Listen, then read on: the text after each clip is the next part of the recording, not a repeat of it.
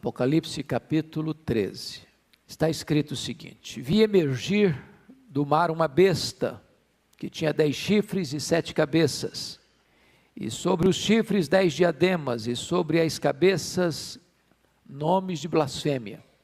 A besta que vi era semelhante a leopardo, com pés como de urso e boca como de leão, e deu-lhe o dragão o seu poder, o seu trono e grande autoridade.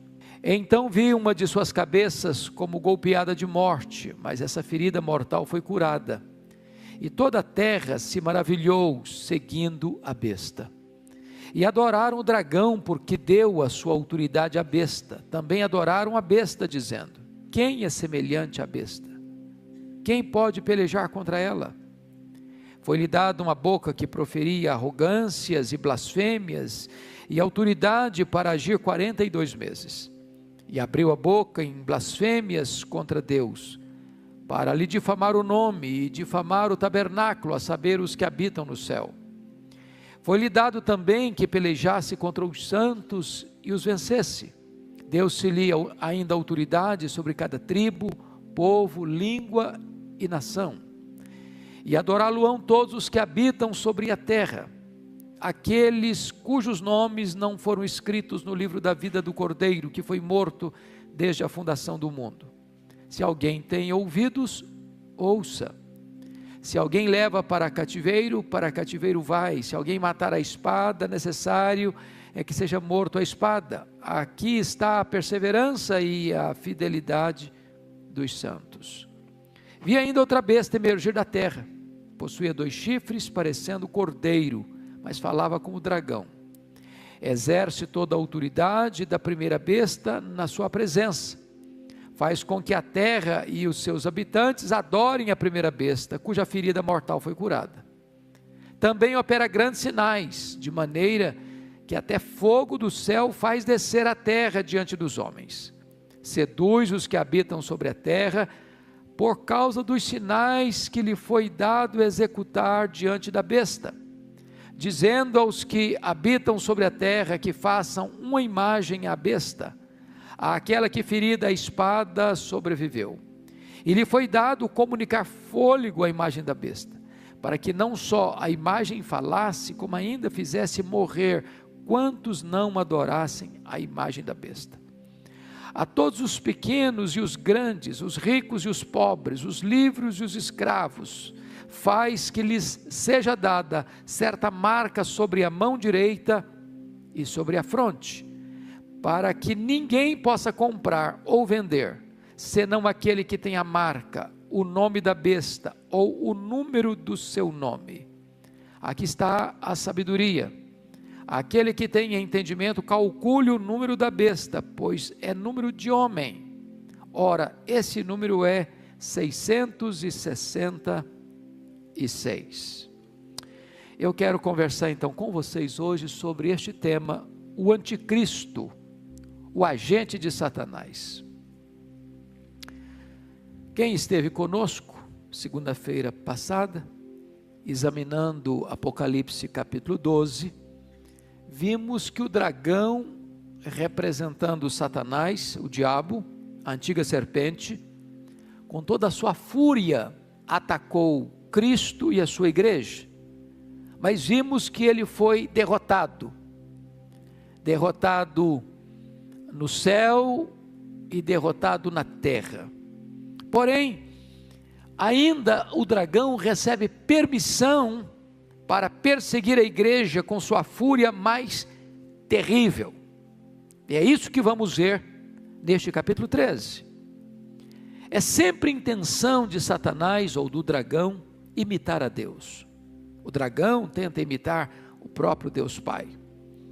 E aí, como Jesus Cristo, Deus Filho, ele se encarnou, então também Satanás vai querer imitar o que chamaríamos de uma antitrindade.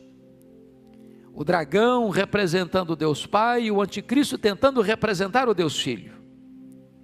E assim como Deus Filho se fez carne, agora Satanás vai querer uma espécie de simulacro da encarnação por meio da figura do anticristo. E é curioso que também surge uma outra besta, a besta que surge da terra, que nós chamamos de o falso profeta. É aquele líder religioso que vai facilitar e abrir caminho para o anticristo, que é um líder político. E desta maneira, o falso profeta vai ser uma espécie de simulacro da pessoa do Espírito Santo. Mas como o Senhor tem uma igreja, que é a noiva do Cordeiro, também o diabo vai querer um simulacro, uma imitação. Vai ser a grande Babilônia, chamada a grande meretriz. De tal maneira que vemos aqui a configuração do diabo num imenso esforço de querer imitar o Deus Pai, o Deus Filho, o Deus Espírito Santo, inclusive criando uma falsa igreja, a grande meretriz, a grande Babilônia. Pergunta-se, qual vai ser o tempo da aparição do anticristo? Pois bem, embora o texto que lemos em 2 Tessalonicenses 2,7 nos informe que o mistério da iniquidade já está operando, porque já tem muitos anticristos no mundo, e desde o início foi assim. Mas esses anticristos predecessores estão simplesmente compondo esse mistério da iniquidade e preparando o caminho para este grande líder escatológico que a Bíblia chama de anticristo, ou a besta que surge do mar, ou o iníquo, ou o filho da perdição, ou o homem da desolação, ou o pequeno chifre lá da profecia de Daniel, capítulo 7. Mas quando a Bíblia vai circunstanciar a chegada desse personagem chamado de anticristo, ela nos dá 4 pistas. Primeiro, Paulo diz aqui em 2 Tessalonicenses 2,3, que vai ser no período da apostasia. Sempre houve apostasia, mas Paulo fala de uma apostasia que tem um artigo definido, é a apostasia. Juntamente com a apostasia surge o homem da iniquidade. Então vai ser um período de grande apostasia, como nunca foi vista. Segundo, de acordo com Mateus 24, 21 e 22, no sermão profético de Jesus Cristo, vai ser também no período chamado de a grande tribulação. Terceiro, vai ser também no período em que vai haver a revelação do homem da iniquidade. Nesse período da apostasia, surge o homem da iniquidade. Vale dizer que homem da iniquidade, em 2 Tessalonicenses 2,3, a palavra iniquidade aí é anomia no grego, ou seja, ele vai ser um homem sem lei. Se a apostasia está dominando, e o que é a apostasia? É a desistência da verdade, é o abandono da verdade, é não acolher os absolutos, é rejeitar qualquer parâmetro absoluto na vida, seja teológico, seja moral. Então notem vocês que o anticristo vem exatamente nesse lastro, vem exatamente com essa bandeira, já que o mundo não quer absolutos, o mundo está rendido ao relativismo, é terreno próprio para ele chegar, ele será o homem da iniquidade, o homem sem lei. E finalmente, esse período é chamado de o pouco tempo de Satanás. Pois bem, vamos analisar agora as várias facetas do anticristo. Eu quero trabalhar essa questão da contextualização melhor para a gente entrar na exposição de Apocalipse capítulo 13. No livro de Daniel, capítulo 7, fala também desse personagem. E esse personagem é retratado como a figura de 4 feras: o leão, o urso, o leopardo e outro animal terrível, que a Bíblia não menciona por nome, trazendo a ideia de que esse personagem chamado anticristo vai incorporar nele mesmo toda a fúria, todo o poder e toda a destruição dos grandes impérios daquela época: o Império Babilônio, o Império Medo-Persa, o Império Greco-Romano, o Greco-Macedônio e o Império Romano. Então essa mesma imagem é apresentada em Apocalipse capítulo 13.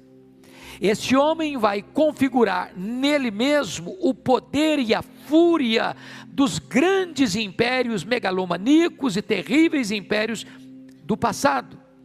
ele vai ser chamado de o pequeno chifre, e está escrito em Daniel 7:21, eu olhava e eis que este chifre fazia guerra contra os santos e prevalecia contra eles. O anticristo vai fazer guerra contra o povo de Deus e vai prevalecer contra o povo de Deus, no sentido de levá-lo à morte, não à apostasia. Nesse sentido ele prevalece. Mas Apocalipse 12:11 diz que quando um cristão, diante de uma situação de perseguição, onde ele deve optar ou pela vida ou apostatar da sua fé, ele opta morrer do que apostatar, e desta maneira o anticristo prevalece contra esse santo, matando-o, e na mesma medida esse santo prevalece sobre o anticristo, derrotando-o, porque a igreja derrota o anticristo pelo sangue do Cordeiro e pela palavra do testemunho.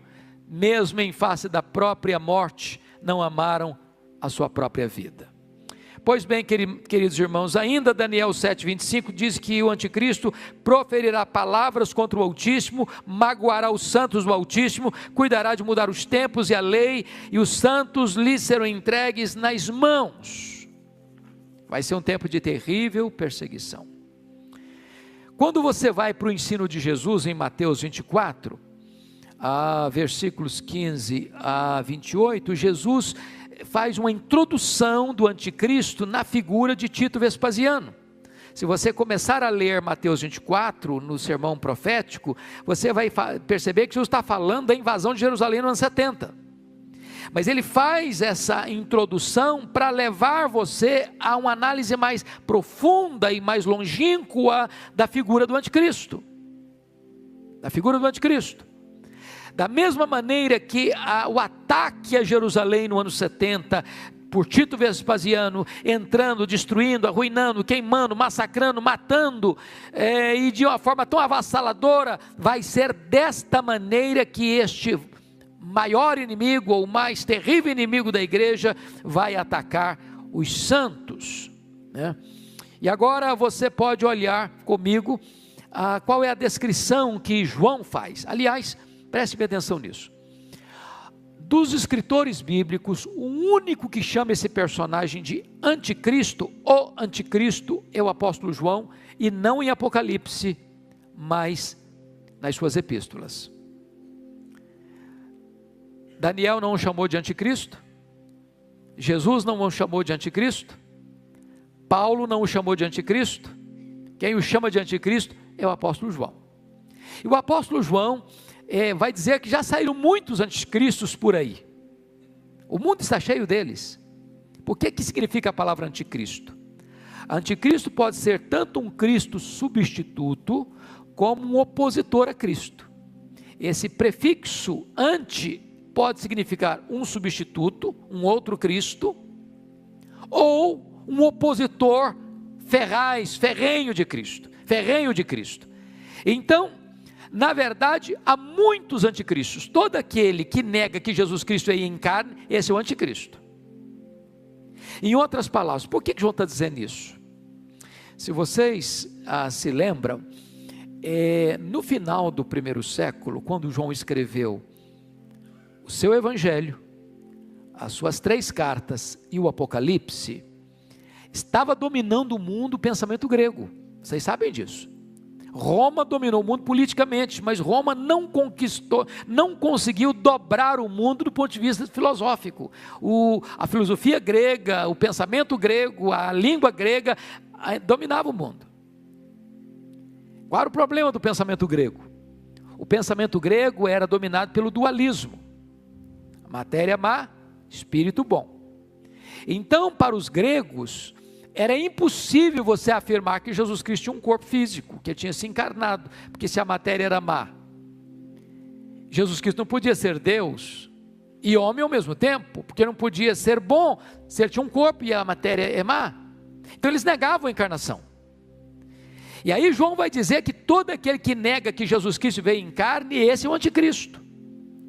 Ele nega a divindade de Cristo, ele nega a perfeita humanidade de Cristo, ele nega Cristo. Então João vai tratar dessa questão desse anticristo, que muitos já saíram, mas ele vai falar de uma última hora, onde vem um personagem chamado de o anticristo. Como é que Paulo chama esse indivíduo? Como é que Paulo descreve esse indivíduo? No texto que nós lemos, Paulo vai dizer que o anticristo surgirá na grande apostasia.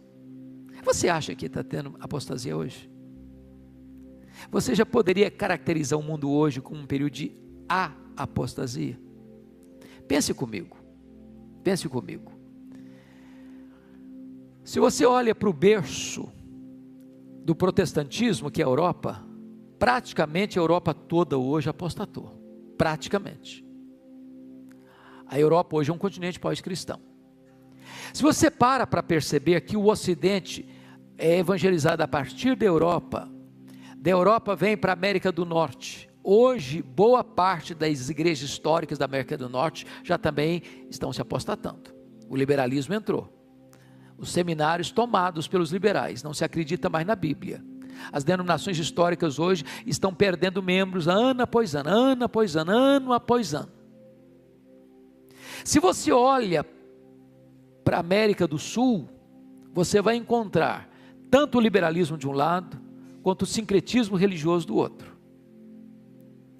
Se você olha para o Oriente, você vê que as grandes religiões orientais, inclusive o islamismo, que hoje é a maior religião isolada do mundo, com mais de 1 bilhão de adeptos, negam a Cristo, budismo, hinduísmo e etc, etc.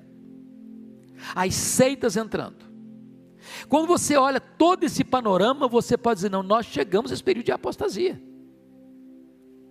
E Paulo vai dizer que esse anticristo não é uma instituição, não é um governo geral, é uma pessoa. E diz o versículo 4 que ele vai ser objeto de adoração, que ele vai se assentar na casa de Deus como se fosse Deus, exigindo adoração como se fosse o próprio Deus. A Bíblia diz que vai se fazer milagres de mentira, e é por isso que ele vai seduzir. Agora para um pouquinho, só na cultura brasileira, vocês acham que os falsos milagres têm sido usados hoje no campo religioso para atrair gente, para enganar pessoas, para juntar multidões? Pois essa é uma estratégia antiga, essa vai ser a estratégia do anticristo. Ele vai realizar milagres, até fogo do céu vai cair. Para quê? Para seduzir as pessoas com poder sobrenatural. E então diz a Bíblia que ele só pode ser revelado depois que aquilo e aquele que o detém for removido, versículos 6 e 7, 2 Tessalonicenses, mas aí fica uma coisa complexa de você entender, e eu hoje não estou com muita preocupação de pregar um sermão como se fosse um sermão, mas quero mais dar uma aula, porque esse assunto é complexo, e é preciso que a gente examine devagar com vocês. Então veja bem, o que Paulo está querendo dizer com isso? Lá em 2 Tessalonicenses capítulo 2, preste atenção lá comigo. Versículo de número 6, ele diz assim, e agora sabeis o que o detém. Mas no verso 7, ele muda a figura e diz o seguinte, com efeito o mistério da iniquidade opera e aguarda somente que seja afastado aquele que agora o detém. Então ele diz de o que o detém e aquele que o detém. Pergunta, o que detém o anticristo? Quem é aquele que hoje está detendo o anticristo? Por que ele não se manifestou ainda? Então vamos parar um pouquinho para pensar. Ele vai ser o homem da iniquidade. O que é iniquidade? Anomia, o homem sem lei. Então a maioria dos estudiosos entende que o detém é a lei. Você vive no Brasil, o que nós temos no Brasil? Uma Constituição, não é isso? Nós somos regidos por essa Constituição. Tem normas, tem regras, tem leis, tem parâmetros. Se um governante quebrar, ele se torna culpado. Se um cidadão comum quebrar, ele se torna culpado. Ele vai ser julgado de acordo com os parâmetros, com as leis prescritas ali. E o que é aquele que o detém? É o governo institucionalizado. Não importa o regime de governo. Existe um governo, existe norma, existe lei, existe parâmetros. O que o texto está dizendo é que quando o anticristo vier, ele vem como um líder mundial. E ele entra exatamente nesse veio do relativismo, ele entra exatamente nesse veio onde as pessoas não querem regras, não querem normas, não querem leis, não querem parâmetros, não querem absolutos. E ele chega exatamente nessa conjuntura para oferecer ao mundo que está caótico um tempo de paz e prosperidade.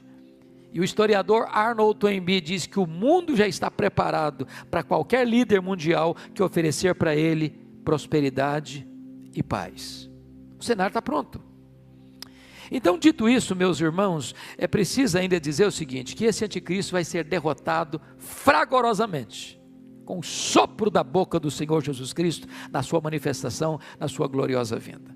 Então, assim como nós estudamos na segunda-feira passada, que o dragão foi derrotado no céu e na terra, também o anticristo será derrotado diretamente pelo Senhor Jesus. Preste atenção, a derrota do anticristo não vai ser pela igreja. Quem vai derrotar o anticristo é o Senhor Jesus. Nós vamos vencê-lo, no sentido de que nós venceremos o dragão pelo sangue do Cordeiro e pela palavra do testemunho, mas ele vai ser liquidado quando Jesus vier na sua glória e vai matá-lo com o sopro da sua boca. E o que vai acontecer? Apocalipse 19:20 diz que ele vai ser lançado no lago do fogo. E diz Apocalipse 20:10 que o diabo, o anticristo e o falso profeta vão ser atormentados nesse lago de fogo de dia e de noite pelos séculos dos séculos. Então nós estamos tratando de um inimigo feroz, mas o inimigo já está com a sua sentença lavrada, ele já está derrotado. A vitória é nossa em Cristo Jesus. Dito isso, amados irmãos, agora vamos entrar, desculpem dessa longa introdução, vamos entrar em Apocalipse capítulo 13. Vamos ver a descrição do anticristo. Primeiro, olha aí comigo versículo 1. Vi emergir do mar uma besta, que tinha 10 chifres, 7 cabeças, sobre os chifres 10 diademas, e sobre as cabeças nomes de blasfêmios. O que significa vi emergir do mar? O que significa isso? A Bíblia interpreta a Bíblia, então lá em Apocalipse 17:5 está escrito o seguinte, olha aí comigo.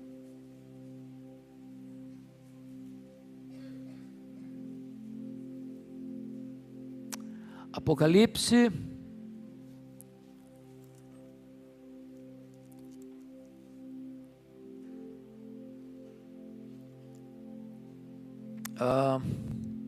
deixa eu ver, é 15, não é 5 não, Apocalipse 17:15, falou-me ainda, as águas que viste, onde a meretriz está assentada, são povos, multidões, nações e línguas.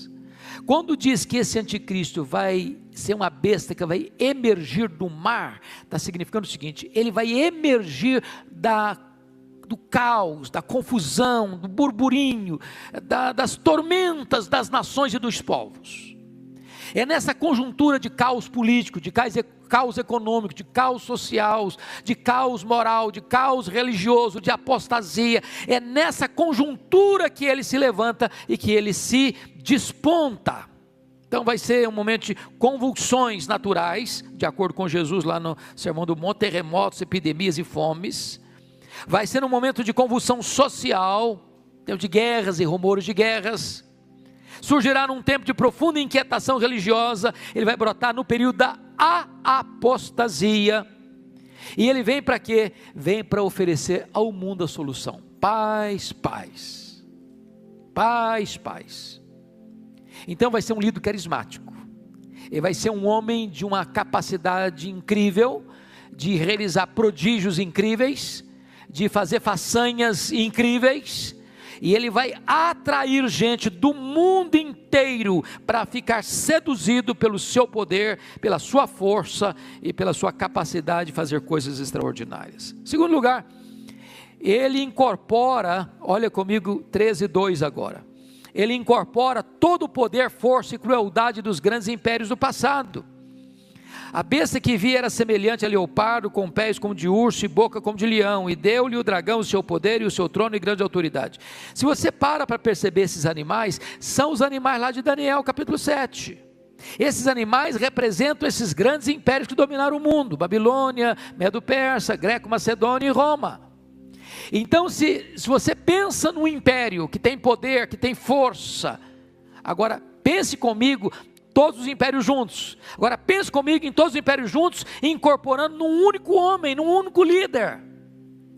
E pensem mais, que esse líder não tem apenas toda a força desses impérios políticos, mas tem a própria força e autoridade de Satanás, que lhe é concedida. Então ele vai ser um líder incomum, ele incorpora todo o poder desses impérios anticristãos. Mas mais ainda, em terceiro lugar, ele agirá no poder de Satanás. Olha comigo o versículo 4. E adorarão o dragão, porque deu a sua autoridade à besta. Também adoraram o dragão, porque deu a sua autoridade à besta. E também adoraram a besta, dizendo: quem é semelhante à besta? Quem pode pelejar contra ela? Preste bem atenção nisso aqui. Porque esse líder é uma espécie de encarnação de Satanás, o dragão, e porque Satanás vai dar para ele seu poder e sua autoridade, as pessoas no mundo inteiro vão adorar o dragão. Irmãos, nós estamos vivendo uma época de reavivamento satânico. Nenhuma religião cresce mais no mundo hoje do que o satanismo. Hoje as pessoas não têm mais constrangimento dizendo: eu adoro a Satanás, e dispor isso em praça pública. Então essa época vai ser uma época em que o diabo vai ser adorado abertamente, e as pessoas vão adorar o próprio anticristo, a própria besta, com uma grande pergunta: quem poderá pelejar contra ela? Olha o versículo 4, quem é semelhante à besta e quem pode pelejar contra ela? Ou seja, ele é um líder singular e ele parece ser um líder imbatível. Essa vai ser a grande opinião das pessoas no mundo inteiro. Mas mais um pouquinho, vamos pensar nisso. Esse anticristo, ele vai realizar, além desse poder, grandes milagres. O texto de Paulo chega a dizer que o aparecimento do iníquo é segundo a eficácia de Satanás, com todo o poder e sinais e prodígios da mentira. Então preste atenção numa coisa: não embarque na ideia de que todo milagre é de Deus, não. Porque hoje tem essa ideia popular: mas tem milagre de Deus. Não, o diabo faz também, o anticristo vai fazer também, até fogo do céu vai cair, numa tentativa, num simulacro lá de imitar Elias. Mas são milagres da mentira, com um propósito não de esclarecer, mas de enganar, com um propósito não de levar a pessoa aos pés do Senhor Jesus, mas levar as pessoas aos pés do dragão, para adorá-lo. Mais do que isso, irmãos, o anticristo vai governar na força de Satanás. Se você ler o versículo 2 direito, vamos ler essa parte finalzinha lá comigo, por favor. 13:2, só a parte final. E deu-lhe o dragão o seu poder, o seu trono e grande autoridade. Preste atenção nessas três palavras: deu o dragão, que é o diabo, o seu poder, o seu trono e grande autoridade. Então o anticristo será um líder incomum. Nunca houve, nunca haverá um líder humano, político, com esse poder, com esse carisma, com essa capacidade, com essa destreza, com essa possibilidade de realizar coisas naturais e sobrenaturais. Qual a conclusão que as pessoas vão chegar? O anticristo será irresistível. Versículo 4, é o que está escrito aí: quem é semelhante à besta? Quem pode pelejar contra ela? Resultado disso, irmãos, é que a besta, o anticristo, será objeto de adoração. Objeto de adoração. E você percebe que ao longo da história, sobretudo do século XX para cá, quantos ditadores que foram adorados como uma divindade. Você pega, por exemplo, não sei se você já assistiu algum vídeo da Coreia do Norte, como é feita uma doutrinação nas escolas infantis, todo dia, para que as crianças venerem o imperador, venerem o seu líder como uma divindade, como foi feito isso no Império Romano no passado, como é feito ainda hoje em alguns lugares. Tudo isso é uma espécie de preparação para esse grande clímax, quando Satanás e o seu agente principal será adorado. Agora, quando você olha, você vai notar que é feita uma imagem do anticristo, o falso profeta faz isso, e leva as pessoas a adorarem a imagem do anticristo. Agora pense comigo hoje como é que é a história do culto às imagens, o culto aos ídolos. Quando a Bíblia diz que o ídolo é nada, mas o que está por trás do ídolo são os demônios. Então toda essa questão da idolatria já é uma espécie de preparação para o mundo adorar o anticristo e a imagem dele com muita naturalidade. Com muita naturalidade. Está escrito em 2 Tessalonicenses 2,4, que o anticristo fará forte oposição a toda adoração que não seja ele mesmo, a ponto de se assentar no templo de Deus e resistir a qualquer culto que não seja ele, perseguindo o povo de Deus. Agora notem comigo 13, versículo 8, que amplitude terá essa adoração do anticristo? Você pode ler o versículo 8 comigo, vamos lá?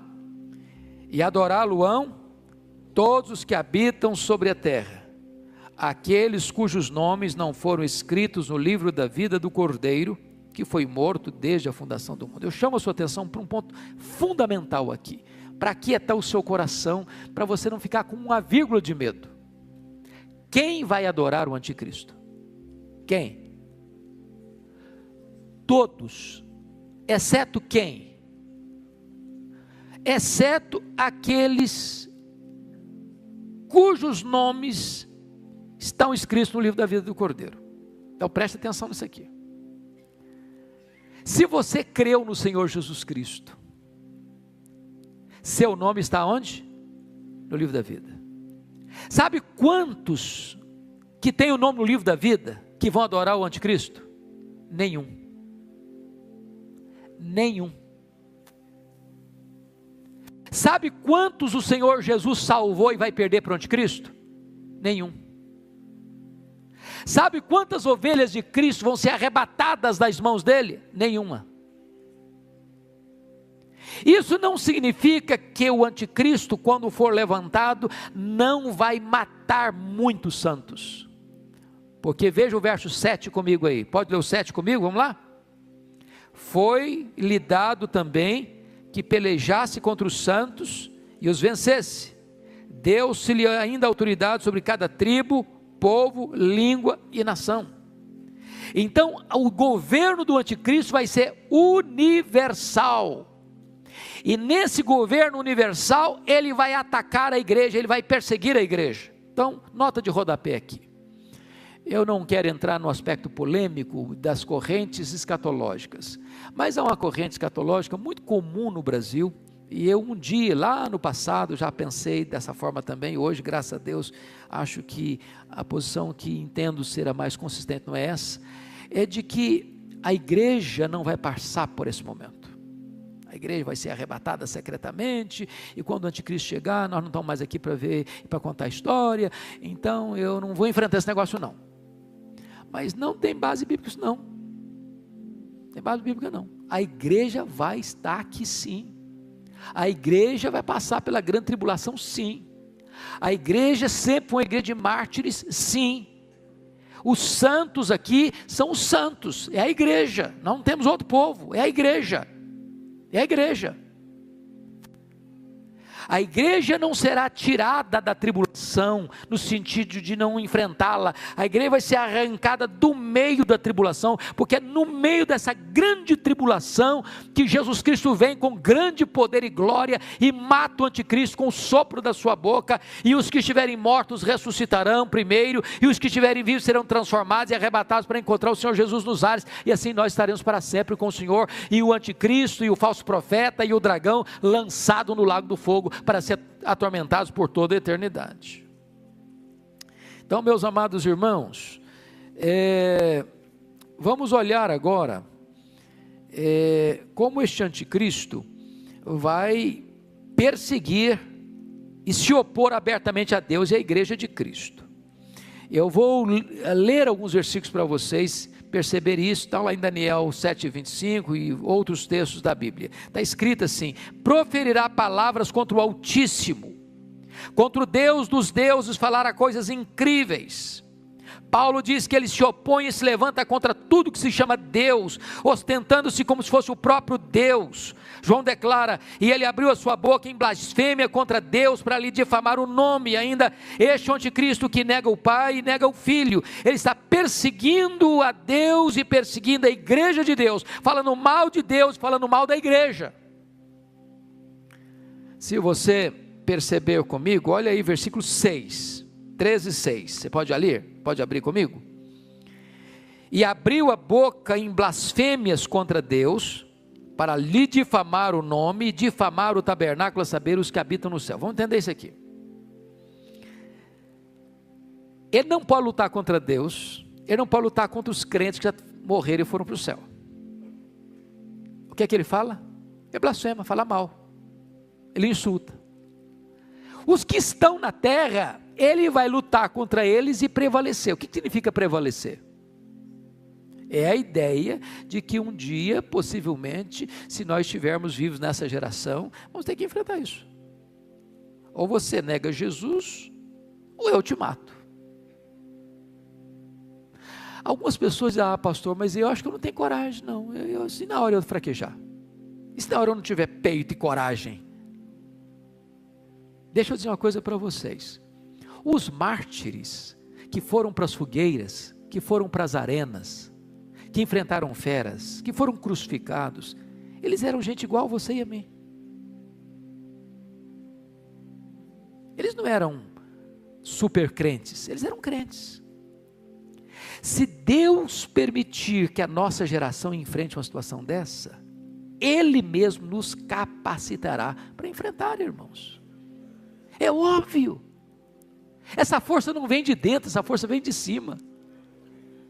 Essa força não vem da terra, vem do céu, não vem do homem, vem de Deus.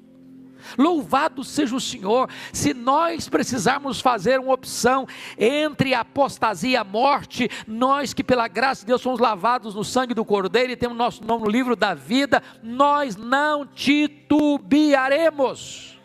Agora, os crentes nominais não vão aguentar. Sabe o que é crente nominal? É o crente que é membro da igreja, mas nunca nasceu de novo. É o crente que tem nome de crente, tem o nome no rol da igreja, mas ele nunca teve uma experiência de conversão, de novo nascimento. O nome dele está no rol da igreja, mas não está no livro da vida. Esse não vai aguentar, esse vai apostatar, esse vai abandonar, esse vai adorar o anticristo, esse vai fugir da morte, esse vai se render ao dragão e ao seu enviado. Agora notem vocês, e eu quero concluir aqui a manifestação do anticristo. Hoje ele está presente nos seus precursores. Há muitos anticristos. Se você me pergunta se o anticristo já está aqui, eu não posso afirmar.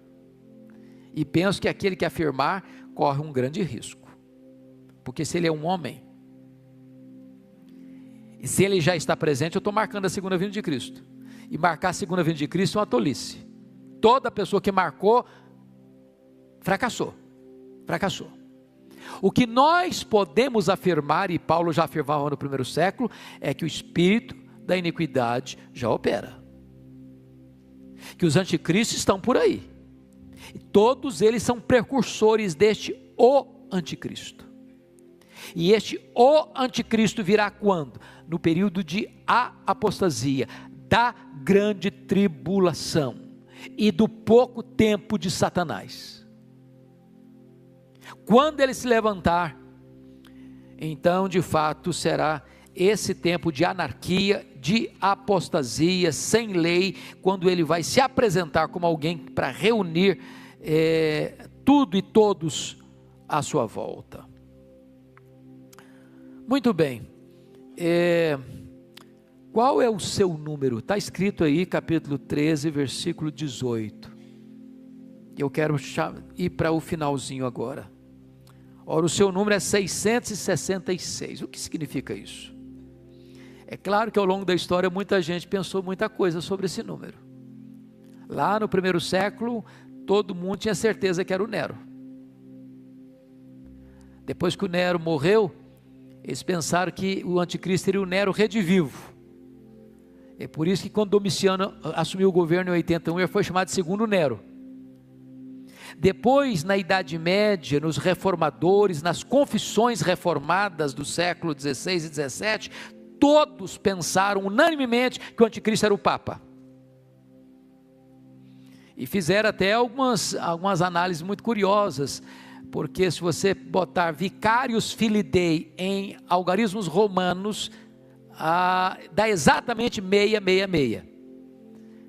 Então os reformadores todos disseram, não, o anticristo é o Papa, e eles tinham motivos. Por que eles tinham motivos? Pensem comigo. O papado historicamente começou em 607, com Bonifácio III. Pega comigo que a reforma aconteceu em 1517, certo? Então nós estamos falando aí de praticamente 1000 anos, de apostasia, de desvio da verdade, de opressão à igreja, de massacre aos cristãos. É claro, se você tem 1000 anos nas suas costas, numa liderança dessa forma, talvez você subscrevesse a mesma ideia. Hoje alguém pensa que o anticristo foi o Hitler, outro pensa que foi o Mussolini.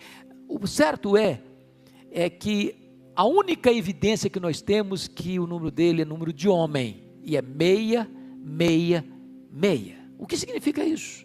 Penso eu que a melhor interpretação é que o tríplice 6 é o tríplice imperfeito, porque o 6 é o número que não chegou à perfeição, o número 7. Se ele é o tríplice 6, ele é a completude da imperfeição, da iniquidade, da maldade, da crueldade, da violência. Como todo o livro de Apocalipse é um livro altamente simbológico e enigmático no que tange aos seus símbolos e figuras, João certamente está querendo dizer que o anticristo vai reunir em si a plenitude da imperfeição, da iniquidade, da violência e da maldade. Esse vai ser o anticristo. Eu quero concluir então dizendo para você que a limitação dele, ele tem limitação quanto ao poder. Ele não pode tudo, ele não faz tudo. Sabe por quê? Que ele vai pelejar contra os santos e os vencer, exceto aqueles que têm o nome escrito no livro da vida. Então, contra os crentes verdadeiros, ele não vai poder fazer nada, a não ser matá-los. Mas matar um crente não é derrotar um crente. Louvado seja Deus. O crente tinha uma coisa tão maravilhosa que mesmo morrendo ele vence. Mesmo morrendo ele vence. Então os que já estão no céu não podem fazer nada, ele só blasfema, só fala mal. Os que estiverem na terra, ele vai perseguir e talvez vai matar, mas quando o crente morrer, vai vencê-lo. Então ele é limitado quanto ao poder. Mas ainda, finalmente, sua destruição será o quê? Total. A sua destruição será total. Eu só chamo a sua atenção para nós lermos 4 textos para encerrar. O primeiro texto é 2 Tessalonicenses 2,8. Quando o Senhor Jesus Cristo, com o sopro da sua boca, destruirá o anticristo, ou o homem da iniquidade, pela manifestação da sua vinda. A ideia aqui é de aniquilar, é de destruir, não de desfazer, mas de tirar todo o poder, toda a força, toda a autoridade, todo o domínio, e despojá-lo de completa a capacidade dele, dizendo: agora você está derrotado, agora você está destruído, agora você está liquidado, agora você vai ser lançado no lago do fogo. É isso que Jesus vai fazer com ele na sua segunda vinda. Segundo texto, que eu gostaria que você pudesse entender, é Daniel 7,26, Jesus vai tirar o domínio do anticristo para o destruir e o consumir até o fim, está escrito lá.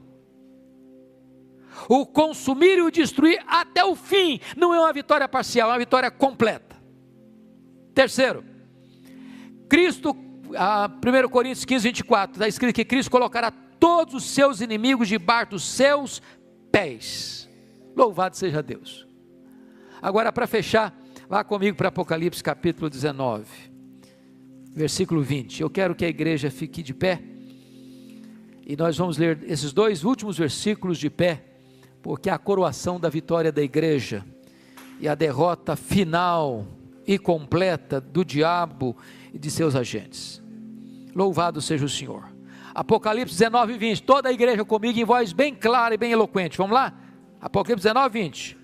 Mas a besta foi aprisionada, e com ela o falso profeta, que com os sinais feitos diante dela, seduziu aqueles que receberam a marca da besta, e eram os adoradores da sua imagem. Os dois foram lançados vivos, dentro do lago do fogo que arde em enxofre. Agora toda a igreja, capítulo 20, versículo 10, vamos lá? O diabo, o sedutor deles, foi lançado para dentro do lago de fogo e enxofre, onde já se encontram não só a besta, como também o falso profeta, e serão atormentados de dia e de noite, pelos séculos dos séculos. Louvado seja o Senhor. Os inimigos da igreja estão derrotados, estão lançados no lago do fogo, e a igreja vai habitar com o Senhor. Não vai ter choro, não vai ter dor, não vai ter luto, não vai ter lágrimas, não vai ter pecado, não vai ter tristeza, e nós estaremos para sempre com o Senhor. Que coisa boa é pertencer ao Senhor Jesus Cristo.